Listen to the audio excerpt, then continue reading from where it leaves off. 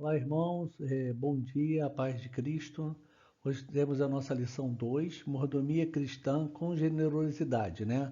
Nossa revista Palavra e Vida, falando sobre generosidade em tempo de escassez. Hoje são 3 de outubro de 2021, bom dia para todos os irmãos.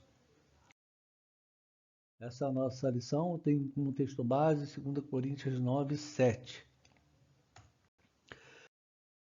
Vamos olhar agora aqui o que nós vamos estudar nessa lição, como a mordomia cristã, como generosidade.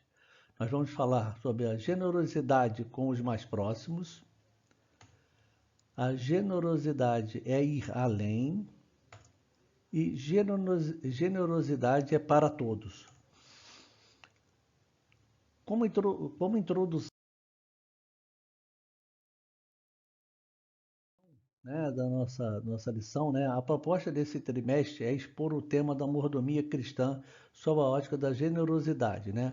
Precisamos então mostrar em nossas atitudes de voluntariedade, contribuição e posses, né?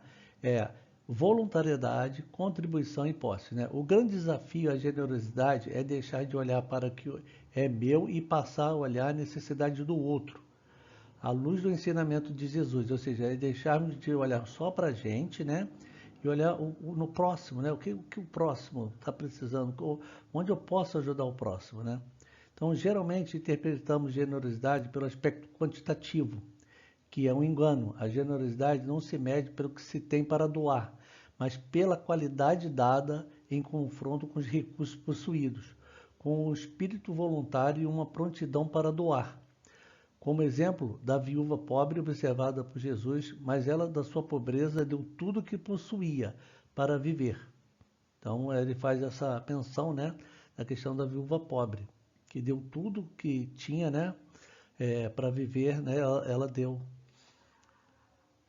Ela doou o que ela tinha, né, de tudo, né, e não o que sobrava apenas, né, como às vezes acontece, né, no caso do texto fala isso, né, no caso ela deu tudo que ela tinha.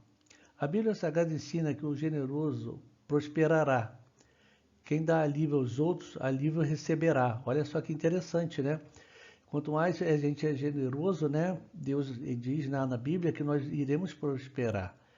Então, assim, que não possamos ser suvinos, né, irmãos? Ficarmos preocupados, né?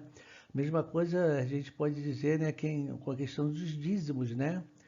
Malaquias 3,10 diz, né? Trazer a casa do Senhor os dízimos e ofertas, né? E fazeis prova de mim, diz o Senhor dos Exércitos, né? Então, muitas pessoas ficam presos, né, na questão financeira, né? Seja no dízimo, seja ser generoso, né? E a Bíblia, ela diz, né, que quanto mais você for ser generoso, não está preso à questão financeira, né? Deus vai te abençoar, né? E no caso da generosidade, ela não está ligada intrinsecamente à questão financeira, né? É também você generoso de dar tempo, né, seu para as pessoas, né? De ouvir, de dar atenção, né? Então aqui a gente pode continuar aqui que há, porém, uma condição à promessa. Quem dá alívio, pressupondo que há os que escolhem não oferecer alívio, não fazer ao outro, né? Desse modo, a generosidade pavimenta o caminho da prosperidade, né? Olha só, né? Olha que benção, né? Desse modo, a generosidade pavimenta o caminho da prosperidade. E assim, irmãos, a gente vê muitas pessoas que são generosas, né? E elas acabam prosperando mesmo, né? Porque é bíblico, né? Então, assim, que você não seja sovino, que se você tenha seu tempo, seus recursos financeiros, que você possa ser generoso, né? É muito comum referir a generosidade como algo meramente financeiro, mas a generosidade é muito mais ampla, né? Que aqui nós vamos estudar. Ela diz respeito à disposição de alguém oferecer mais do que se é pedido ou esperado. A generosidade vai muito além de finanças. Sendo assim, podemos exercê-la com o nosso tempo e nossas habilidades. Ou seja, não é só uma questão também financeira, né? Ela pode ser exercida com o seu tempo e com as suas habilidades.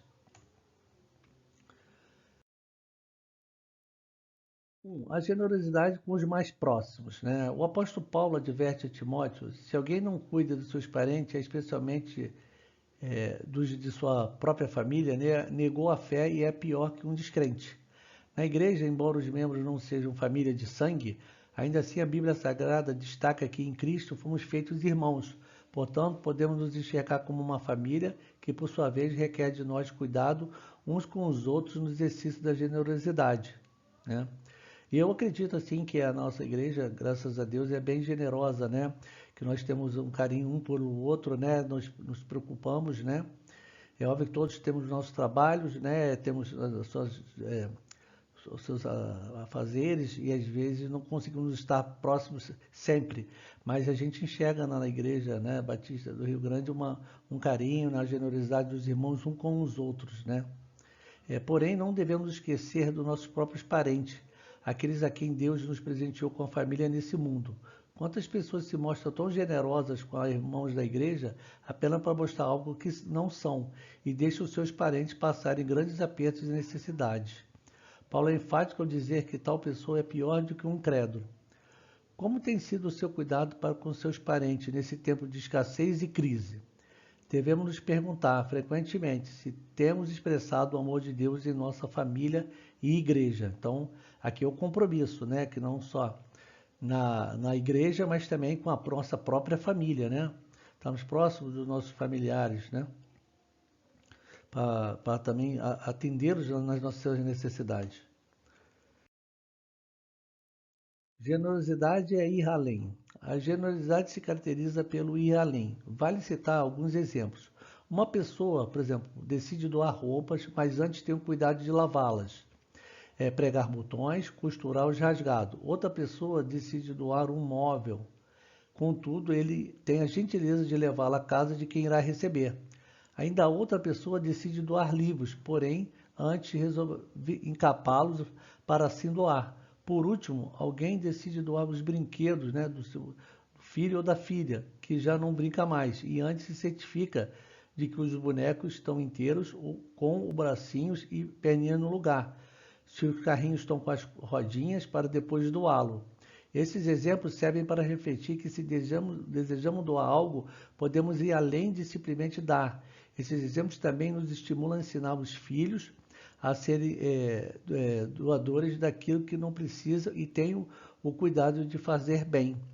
Aqui a gente também tem lá, quando a gente dá a nossa cesta, né, na igreja, né, que o pastor pede, que se a gente compra o açúcar, né, que a gente usa em casa, que a gente dê o mesmo açúcar que a gente vai doar, e não um açúcar mais barato ou uma coisa de um valor menor, né? Então aqui é a mesma coisa, você vai doar alguma coisa que coloque correto, não dê uma roupa rasgada, né? Não dê um brinquedo que não funcione, né? Então a intenção da lição é essa, que você seja generoso, né? E dê as coisas que realmente estejam boas para ser usado por outras pessoas. A generosidade pode ser e deve ser aprendida dentro de casa.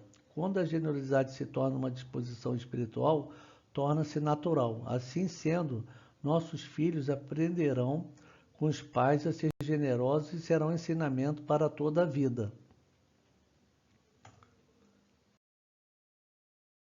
A generosidade é para todos. Você pode se perguntar: a generosidade é um dom de Deus para nós ou é uma disposição a ser buscada por todos? Aí eu destaquei aqui, né, que a resposta é as duas coisas, ou seja, é um dom de Deus para nós ou é uma disposição a ser buscada por todos. Se você não tem como dom, você deve buscar ser generoso, né? A Bíblia Sagrada ensina que a generosidade é uma disposição recomendada a todos os cristãos, a exemplo do grande gesto do Pai ao entregar seu Filho e do Senhor Jesus, ao se esvaziar de sua divindade para ser humano completo. Logo, a generosidade é um dom de Deus e uma disposição espiritual de não fugir ou fechar os olhos ao necessitado. Há maior felicidade em dar que receber? Aqui, irmãos, aqui eu vou fazer só um comentário que até da anterior, né? Que a gente deve dar esse exemplo para os filhos, né?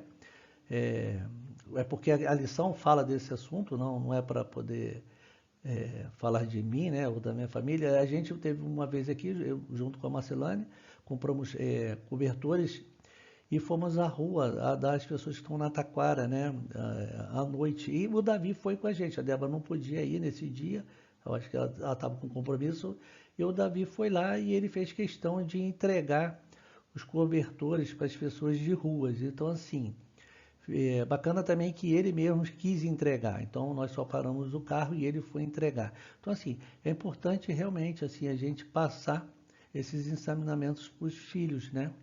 Porque são importantes de ser generoso, né? De saber que graças a Deus a gente está dentro da nossa casa com um cobertor, coberto do frio, né? E muitas pessoas estão na rua, né?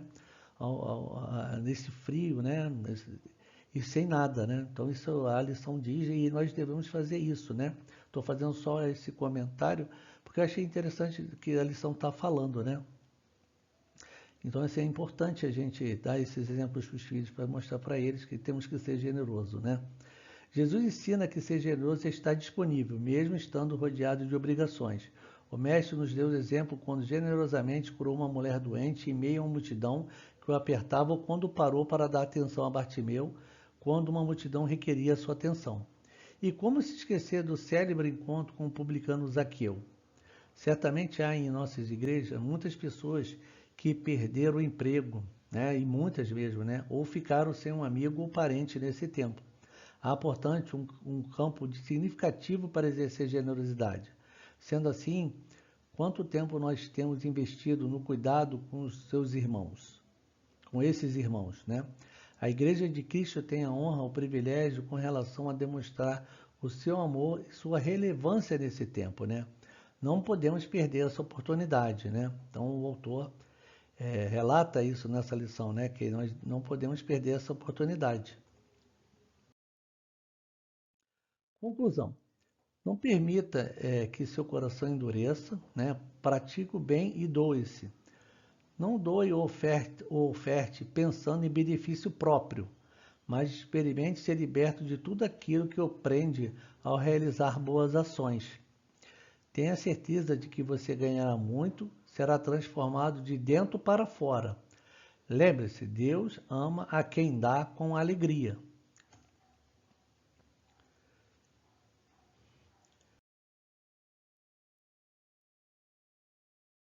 E agora, para pensar e agir, né? Você consegue compreender a diferença entre generosidade e quantidade? Ou seja, dar tudo versus dar muito? 2. Ao seu redor há alguém precisando de alguma coisa? Caso sim, vá e ajude. 3. Quando você estiver disposto a doar algo, vá além. 4. A generosidade pode ser aprendida, caso você não se veja como uma pessoa generosa. Que tal começar a desenvolver essa virtude em sua vida? Lá a gente viu na lição, ela pode ser um dom de Deus ou pode, como aqui, a generosidade pode ser aprendida. Caso você não se veja como uma pessoa generosa, que tal começar a desenvolver essa virtude em sua vida, né? E valorize a generosidade, primeiramente, dentro de casa, junto ao seu cônjuge e filhos. Ou seja, comece dando exemplo na sua casa, né? Que aqui a lição diz. E para finalizar, né, o nosso texto, né, que eu destaquei é da viúva, né? E olhando ele, viu os ricos lançarem as suas ofertas na arca do tesouro. E viu também uma pobre viúva lançar ali 2 pequenas moedas. E disse, em verdade vos digo que lançou mais do que todos. Esta pobre viúva, porque todos aqueles deitaram para as ofertas de Deus do que lhes sobeja. Mas esta, da sua pobreza, deitou todo o sustento que tinha.